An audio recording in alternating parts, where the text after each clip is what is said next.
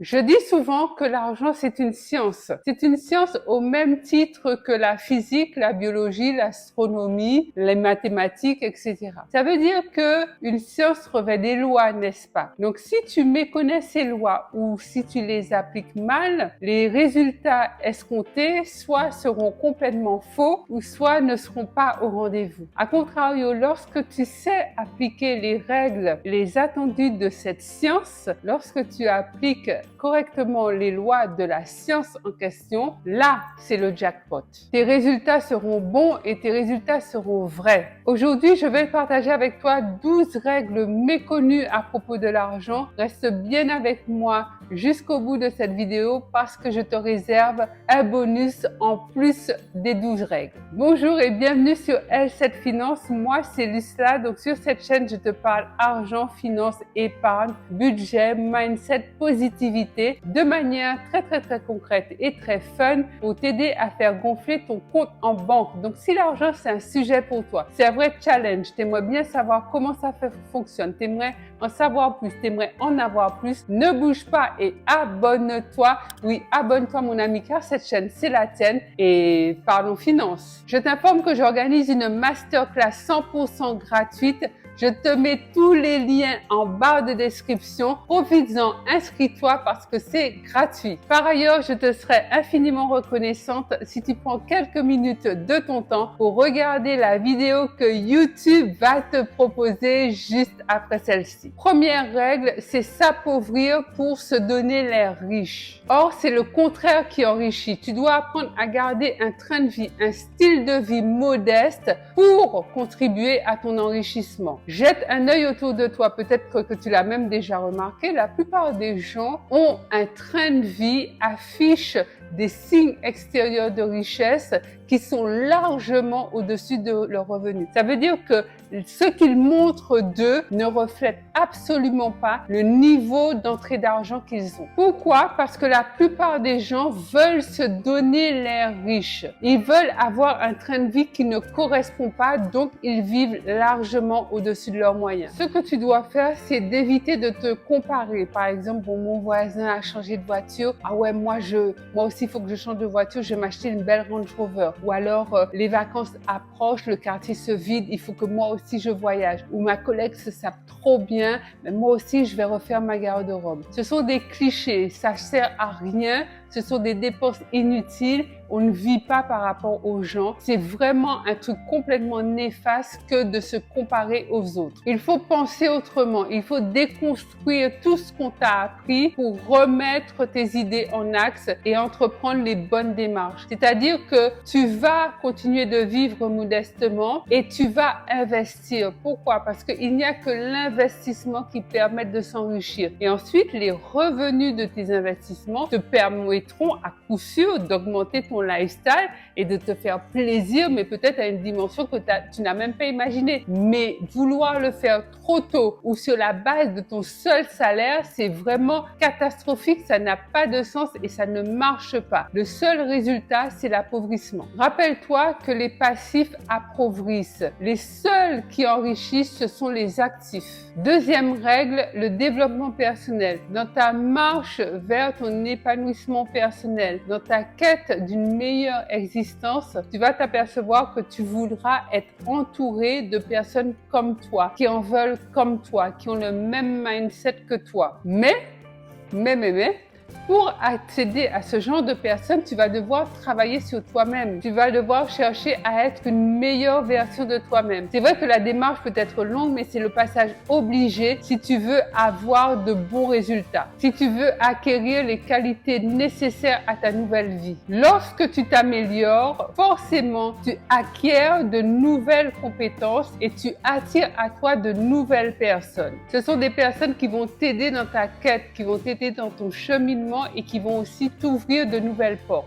Ton développement personnel te créera de nouvelles connexions. Troisième règle, l'argent c'est bon, dépendamment de ce que tu en fais, bien entendu. L'argent te permet de faire énormément de choses. Tu peux en faire de bonnes choses ou de mauvaises choses. Ça veut simplement dire que l'argent est bon lorsqu'on décide qu'il est bon. Par exemple, si tu prends le couteau d'un boucher, par exemple, c'est un instrument, c'est un outil, tu es d'accord avec moi? Donc avec ce couteau de boucher, tu peux découper de la viande pour faire à manger et nourrir ta famille, ou alors quelqu'un peut se servir de ce même couteau pour aller blesser ou faire du mal à quelqu'un d'autre. Donc, est-ce que le couteau est mauvais en soi? Non, le couteau n'est qu'un outil et l'utilisation qu'on en fait lui génère donc un acte bon ou un acte mauvais. Il en est de même pour l'argent. L'argent, on peut dire, est neutre. Décide de faire ce qui est bon avec l'argent, décide que l'argent est bon et il sera bon. L'argent te permet de te faire plaisir, de faire plaisir à tes proches, de faire plaisir à ta famille, de faire plaisir aussi à des inconnus en œuvrant à travers des œuvres caritatives ou des associations de bienfaisance. En réalité, l'argent permet de soutenir des œuvres, des actions extrêmement positives et extrêmement bénéfiques. Quand tu n'as pas d'argent, tu peux pas aider à une grande ampleur. Tu peux pas faire le bien à grande échelle. Tu peux pas avoir des actions de bienfaisance d'envergure. Pourquoi? Parce que tout ce qu'on fait, l'immense majorité de ce qu'on fait, de nos actions est dictée par l'argent qu'on a ou qu'on n'a pas.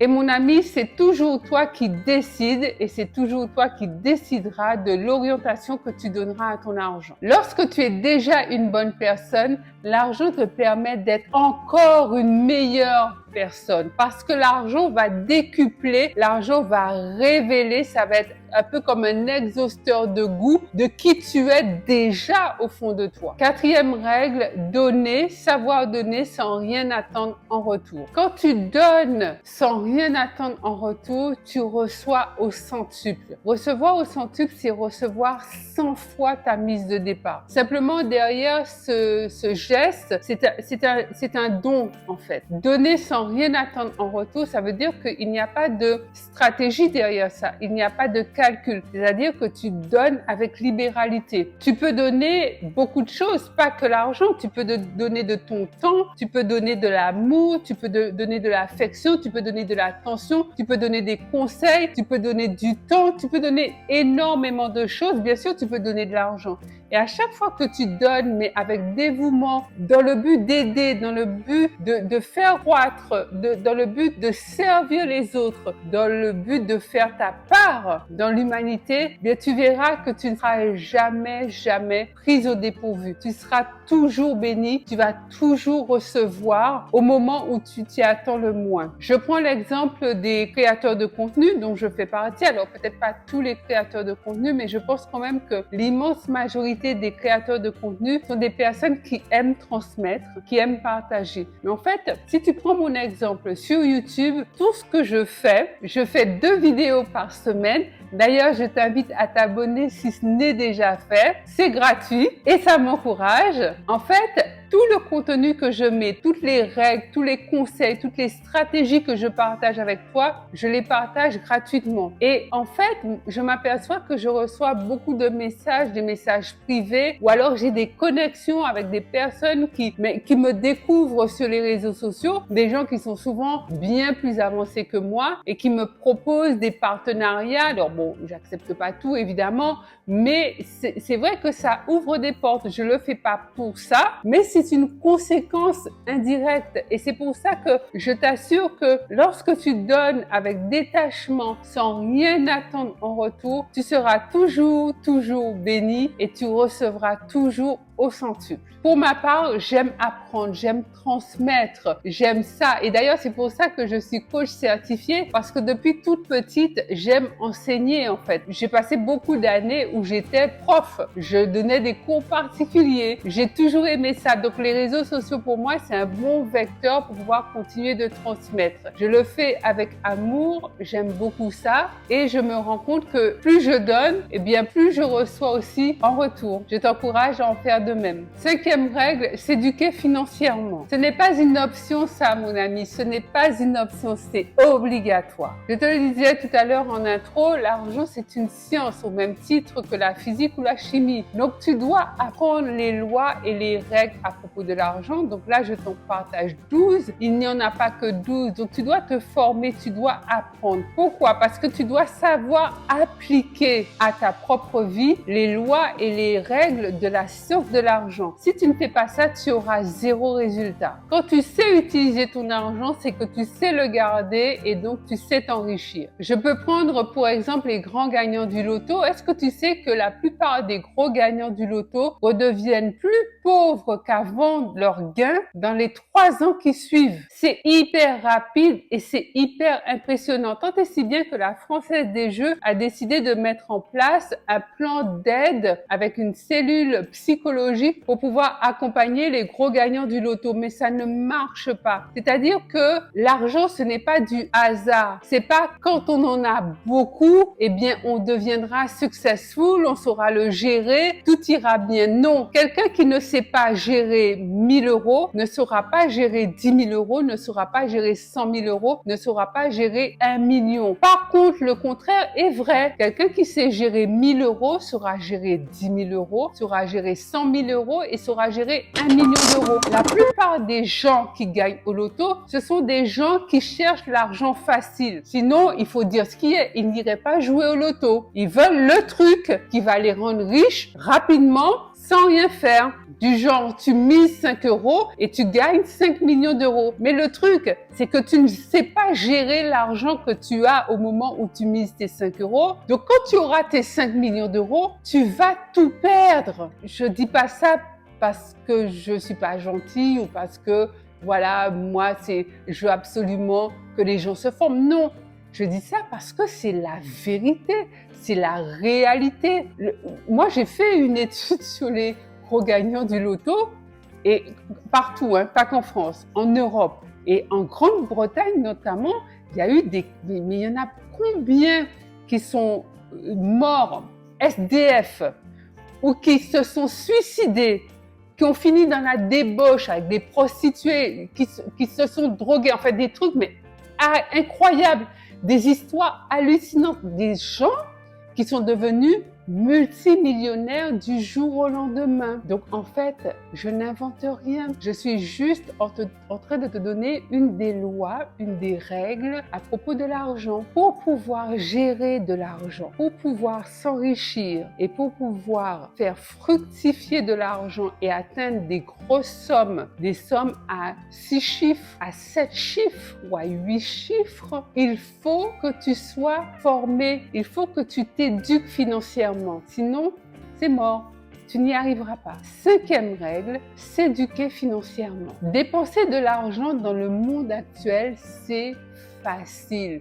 C'est hyper méga facile. Si tu n'es pas éduqué, l'argent ne restera jamais dans tes poches. 6e règle, il n'y a aucun héros sauveteur du monde. Ça n'existe pas. Si tu veux changer ta vie, toi seul pourras te sauver. Il faut 1, que tu décides, 2, que tu passes à l'action. Bien sûr, il n'empêche que certaines personnes seront sur ta route pour t'aider. Mais fondamentalement, mon ami, si tu veux améliorer ta vie, peu importe le domaine, il faut que tu en prennes la responsabilité. Il faut que l'initiative vienne de toi. 7e règle, la concurrence est une bonne chose. Si tu veux créer un business, mais quel que soit le domaine, même si tu as l'impression que c'est un océan rouge, tu peux te lancer. La seule chose, c'est qu'il faut que tu sois le meilleur. Il faut que tu sois the best. Si la concurrence était un frein, si la concurrence ruinait un business, eh bien, les marques ne continueraient pas à sortir toujours plus de cosmétiques, toujours plus de make-up, toujours plus de téléphones, toujours plus de vêtements. L'objectif, le seul objectif, c'est que tu sois le meilleur ou que tu sois la meilleure. On peut prendre l'exemple de Rihanna avec sa marque de cosmétiques Fenty Beauty. Elle voulait vraiment sortir une marque et que cette marque soit la meilleure sur le marché. Donc, elle a sorti des produits, notamment des fonds de teint. Il y avait 40 teintes de fond de teint. Du fond de teint pour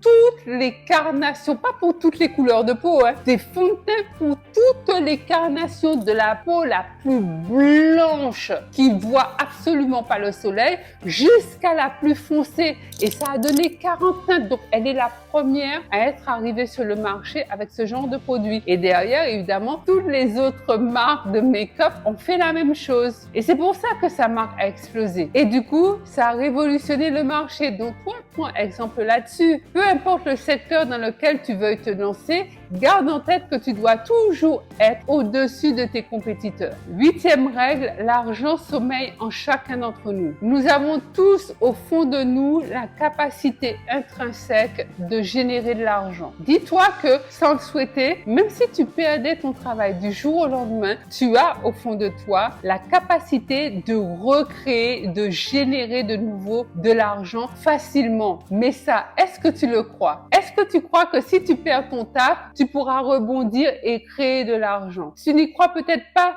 mais c'est vrai. Prends l'exemple de Christian Dior. Avant de bâtir un empire, avant de devenir la marque de luxe que nous connaissons tous, Christian Dior, c'était un homme simple qui avait un talent, lui, il savait coudre. Il n'a pas commencé à coudre dans le luxe, il a commencé à coudre. Il était couturier, c'est tout. Un couturier comme il y en a des millions à travers le monde. Simplement, lui, il a travaillé son don. Il avait cette capacité en lui de générer de l'argent. Cette capacité sommeillait en lui et il a su l'exploiter. Et à force de cultiver son talent, à force de parfaire son don, il a réussi à atteindre des sommets avec ses créations. Ça peut prendre du temps, mais c'est réellement ça. Et ça, mon ami, c'est une valeur, mais comme énorme. Prendre conscience de ça te permettra d'accroître ta richesse. 9e règle, un banquier n'est qu'un commerçant. Ton banquier n'est pas là pour surveiller ton compte à ta place. Il n'est pas là pour gérer ton compte à ta place. Il n'est pas là pour faire des investissements à ta place. Il n'est pas là pour faire fructifier ton argent à ta place. Il est commissionné, il est rémunéré pour te vendre certains produits les plus chers possibles, comme des cartes de paiement, comme des assurances, comme des crédits à la consommation. Ne compte pas sur ton banquier pour t'enrichir, ne compte pas sur lui pour avoir les meilleures stratégies d'investissement. D'ailleurs,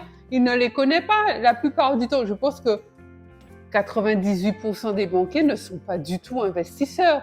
Donc, comment pourrait-il t'enseigner ces lois sur ces stratégies sur l'investissement? Remets ton banquier à sa place de commerçant et tourne-toi vers les personnes, les bonnes personnes qui pourront t'apporter les connaissances que tu recherches. 10e règle, le temps. Tu m'as sûrement déjà entendu dire que la course à l'enrichissement, c'est une course de fond. C'est un marathon, mon ami. Ce n'est en aucun cas une course contre la montre ou un sprint. Tout prend du temps et les bonnes choses notamment prennent du temps. Donc, apprends à faire du temps ton allié et non ton ennemi. Nous avons tous des backgrounds, des histoires différentes. Nous avons tous un vécu, des origines différentes. Nous n'en sommes pas tous au même point aujourd'hui. Donc, ça veut dire que les gens ont des déclics, des momentum différents, à des moments différents. Je veux te dire que tu es dans le bon timing et le timing de Dieu est toujours parfait. Dans mon propre cheminement vers l'enrichissement, je me rappelle que j'ai eu le déclic au moment